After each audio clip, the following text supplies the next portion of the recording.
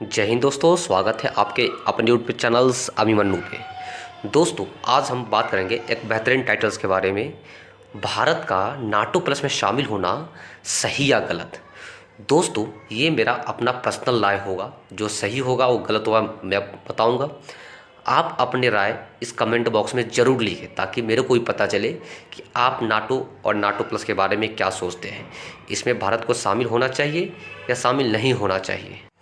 साथ ही देखेंगे NATO plus में शामिल होने से भारत को फ़ायदा होगा या नुकसान होगा। अगर फ़ायदा होता है तो कितना फ़ायदा होता है और नुकसान होता है तो कितना नुकसान होता है। दोस्तों, एशिया महादेश के अंदर आप देख रहे होंगे कि एक नया गेम पावर चल रहा है जिसके केंद्र में भारत है। दोस्तों, आपको पता होना चाहिए कि नाटो देश था, जो नाटो कंट्री था, पहले रसिया को काउंटर करने के लिए एक बनाया गया सैन्य गठबंधन था, जो कि शीत युद्ध के समय बनाया गया था। तो वर्तमान में तो रसिया बहुत बड़ा चैलेंज बना है नहीं अमेरिका के लिए। अमेरिका के लिए वर्तमान में अगर कोई चैलेंज है तो वो है चाइना, जो कि नाटो प्लस एक अमेरिका और यूरोपियन कंट्री के द्वारा बनाया गया संस्था है। तो वो तो एशिया में आ नहीं सकता है। तो इसका एक स्टैंडर्ड रूप लाया गया है नाटो प्लस। नाटो प्लस का मेन मकसद है चाइना को काउंटर करना। और अमेरिका को पता है अगर एशिया के अंदर अगर चाइना को काउंटर करना है तो हमें भारत को केंद्र में रखना होगा, भारत को अपने साथ में रखना होगा। इस वजह से सुर्खियों बना हुआ है कि क्या भारत को नाटो प्लस में मेंबरशिप दिया जाएगा या नहीं। दोस्तों, आप देखे होंगे कि अभी हाल फिलहाल में जापान के अंदर एक नाटो का ऑफिस खोला गया है, जो कि पहली बार है कि यूरोपियन कंट्री से निकलकर किसी दूसरे महादेश में नाटो का ऑफिस खोला गया हो। यह है जापान के प्रधानमंत्री, जहां पे नाटो का एक ऑफिस खोला गया है। और नाटो प्लस अभी तो जापान में एक ऑफिस खोल लिया, ये भारत की ओर भी हाथ बढ़ा रहा है।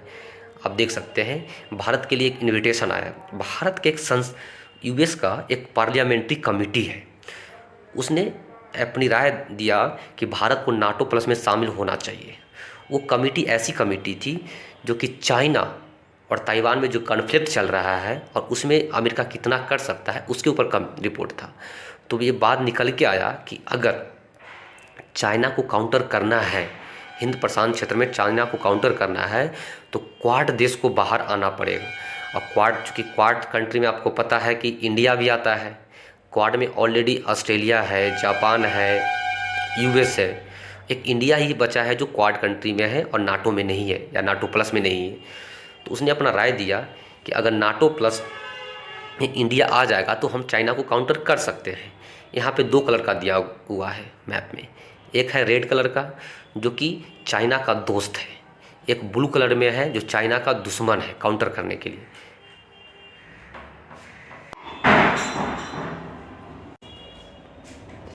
दोस्तों, इंडिया को नाटो प्लस में शामिल होने का 2 वजह था, 2 कारण।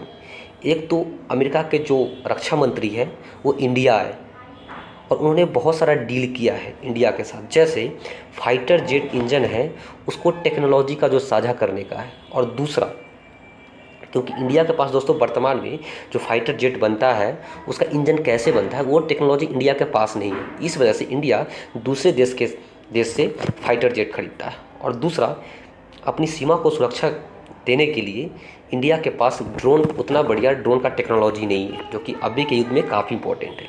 तो जो डील हुआ अमेरिका के साथ, उससे आस बढ़ने लगा कि क्या सच में इंडिया नाटो प्लस में शामिल होने वाला है। और दूसरा दोस्तों, इन दिनों जून के लास्ट जून में हमारे पीएम मोदी जी हैं अमेरिका जाने वाले हैं, जो कि अपने राजकीय सम्मान पे होंगे, राजकीय यात्रा में होंगे। इससे काफ़ी संभावना बढ़ गया था कि हो सकता है इंडिया नाटो प्लस में शामिल हो जाए, ऐसा हो सकता था। लेकिन इस बीच हमारे जो राम भक्त हनुमान यानी जयशंकर साहब आए और वो बोले कि भाई हम नाटो में शामिल नहीं हो रहे, नाटो के साथ हम संबंध रखेंगे लेकिन नाटो में शामिल नहीं होंगे। इस बात का इन्होंने खंडन कर दिया। अब हम देखते हैं दोस्तों नाटो और नाटो प्लस में क्या डिफरेंसेज है और नाटो प्लस शामिल होने से इंडिया को क्या फ़ायदा होगा और क्या नुकसान होगा। नाटो में दोस्तों 31 मेंबर्स हैं, प्रेजेंटली 31 मेंबर है। वहीं नाटो प्लस में देखेंगे 5 मेंबर्स हैं।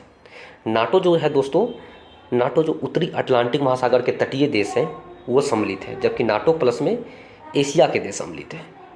दोस्तों नाटो और नाटो प्लस में सबसे बड़ा डिफरेंसेज ये है कि नाटो के जो सदस्य देश हैं उनको एक आर्टिकल 5 दिया गया है। आर्टिकल 5 ये कहता है कि अगर किसी भी नाटो सदस्य देश के ऊपर कोई देश हमला करता है तो सारे नाटो देश मिलके उस देश को हमला करेंगे और उसको पूछेंगे बढ़िया से। लेकिन जो नाटो प्लस कंट्रीज़ हैं, आप देखेंगे नाटो प्लस कंट्रीज़ है, उनको ऐसा कोई सुविधा नहीं दिया गया है। उनको क्या दिया जाता है दोस्तों, तो उनको टेक्नोलॉजी दिया जाता है, खुफिया सूचना दिया जाता है और लड़ाई करने के लिए हथियार दिया जाता है। सैनिक नहीं दिया जाता है, वहाँ पे हथियार दिया जाता है। तो ये जो है नाटो और नाटो प्लस के बीच डिफरेंसेज है दोस्तों। अब सवाल ये उठता है क्या भारत को इसमें शामिल होना चाहिए। तो सबसे पहले इसका फ़ायदा क्या होगा दोस्तों, जो पूरे वेस्टर्न वर्ल्ड है इंक्लूडिंग अमेरिका और यूरोप, वो समझता है कि भारत एक उभरती हुई ताकत के रूप में है। अगर इसको नाटो प्लस में शामिल किया जाएगा तो उस क्षेत्र अपने क्षेत्र में शांति कायम करने में महत्वपूर्ण भूमिका निभाएगा।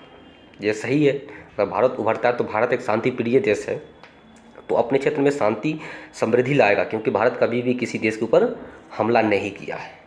वही इसका नुकसान क्या होगा दोस्तों, इसका सबसे बड़ा नुकसान क्या होगा कि जो वेस्टर्न वर्ल्ड चीन पे अंकुश लगाने के लिए भारत का इस्तेमाल करना चाहता है। जो वेस्टर्न वर्ल्ड और अमेरिका है चीन पर अंकुश लगाने के लिए नाटो प्लस में इंडिया को शामिल करना चाहता है। उसको पता है कि अगर एशिया में चाइना को अगर टक्कर देना है तो इंडिया को लाना पड़ेगा। इंडिया ही एक देश है जो चाइना को टक्कर दे सकता है, आप मैप में देख सकते हैं, और ये धमका सकता है। और दोस्तों जैसे ही वेस्टर्न वर्ल्ड का टाइम निकल जाएगा, अपना काम निकल जाएगा, तो एक नाटो जो है अपने सहयोगियों का इस्तेमाल और बाद में अकेला छोड़ देने के लिए काफ़ी फेमस है कि आप यूज एंड थ्रू करता है। जैसे आप पेन लिखते हैं, लिखो फीको पेन, और लिख खत्म होने के बाद छोड़ देते हैं, वैसे ही नाटो करता है, अपना काम निकालता है और छोड़ के चला जाता है।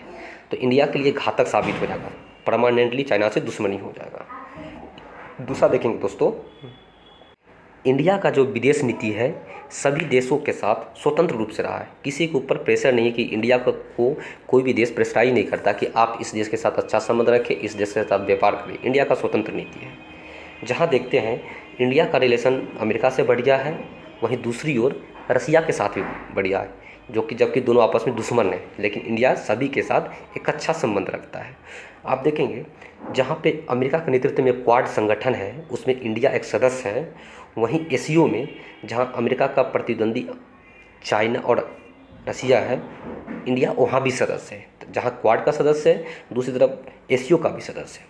वहीं देखेंगे जहाँ मोदी जी को, इंडियन पीएम को G7 की मीटिंग में बुलाया जाता है, वहीं देखेंगे इंडिया ब्रिक्स में भी जाता है, ब्रिक्स का भी एक एक्टिव मेंबर्स है दोस्तों। तो इससे ये साबित होता है कि इंडिया का जो विदेश नीति है स्वतंत्र है, वो किसी के साथ उठ सकता है, बैठ सकता है, समझौता कर सकता है, व्यापार सकता है, कुछ भी कर सकता है। अगर नाटो प्लस में शामिल हो जाता है इंडिया, तो इसकी विदेश नीति छीन जाएगी, प्रेशराइज आ जाएगा। जो कि वेस्टर्न वर्ल्ड है, अगर इंडिया वेस्टर्न वर्ल्ड के नज़दीक आ जाएगा तो इससे क्या है, रसिया का संबंध इंडिया से ख़राब हो सकता है दोस्तों, क्योंकि अगर जैसे नाटो प्लस में शामिल होगा रसिया से इसका संबंध खराब होना लाजमी है। अमेरिका जिस नाटो प्लस में इंडिया को शामिल करने के लिए बात कर रहा है दोस्तों, हम देखेंगे उसमें जो 5 कंट्री है जिसमें Australia, New Zealand, Japan, south Korea और इजराइल, उनके पीछे लॉजिक क्या है। सबसे पहले देखेंगे ऑस्ट्रेलिया और न्यूजीलैंड। जो ऑस्ट्रेलिया और न्यूजीलैंड है वो अमेरिका के साथ इतिहास में फर्स्ट वर्ल्ड वार और सेकेंड वर्ल्ड वार साथ में लड़े थे। वहीं आप देखेंगे दोस्तों जापान और साउथ कोरिया, जो कि अमेरिका के द्वारा सुरक्षा प्रदान किया जाता है, और इजराइल का दोस्त अमेरिका के साथ अच्छा दोस्ती है दोस्तों, इस वजह से ये लोग नाटो प्लस में शामिल हैं। वहीं इंडिया की बात करेंगे तो इंडिया का रिलेशन पास्ट के समय में अमेरिका के साथ अच्छा नहीं रहा है। अमेरिका ने इंडिया के ऊपर बहुत सारे सैंक्शन लगा के रखे हैं। ना तो इंडिया का ऐतिहासिक संबंध बढ़िया है ऑस्ट्रेलिया अमेरिका के साथ, और न ही सांस्कृतिक संबंध। दोनों अपने अपने राजनीतिक फ़ायदे के लिए एक दूसरे के साथ गठबंधन करते हैं। जैसे अमेरिका को इंडिया में अपना हथियार बेचना है, उसी तरह इंडिया अपना सामान बेचकर यूएस से कुछ पैसा कमाता है दोस्तों। हाँ, ये सच है दोस्तों, ये सच है कि अभी के टाइम में जो इंडिया और अमेरिका की जो दोस्ती है वो काफ़ी अच्छी है। तो इसका फ़ायदा दोनों देश उठाना चाहते हैं, लेकिन पर जो इतिहास में इनका रिलेशन देखेंगे तो अच्छा नहीं है। इस वजह से ऐसा आशा किया जा रहा था कि इंडिया को नाटो प्लस में शामिल किया जा सकता है। दोस्तों, एक नाटो जो कंट्री है उसका एक वसूल है, ये कहता है कि अगर आप हमारे साथ नहीं हैं तो इसका मतलब ये होता है कि आप हमारे खिलाफ हैं। और जबकि भारत एक बहुध्रुवीय देश की बात करता है कि कोई एक कंट्री का राज पूरे वर्ल्ड पे ना हो, सब अपने आप में राजा हो। दोस्तों, अगर ये वीडियो आपको पसंद आए, अच्छा लगे, तो कमेंट सेक्शन में ज़रूर लिखें और अपना राय आप ज़रूर लिखें, ताकि मेरे को भी इससे मोटिवेशन मिलेगा। तब तक के लिए जय हिंद, जय भारत।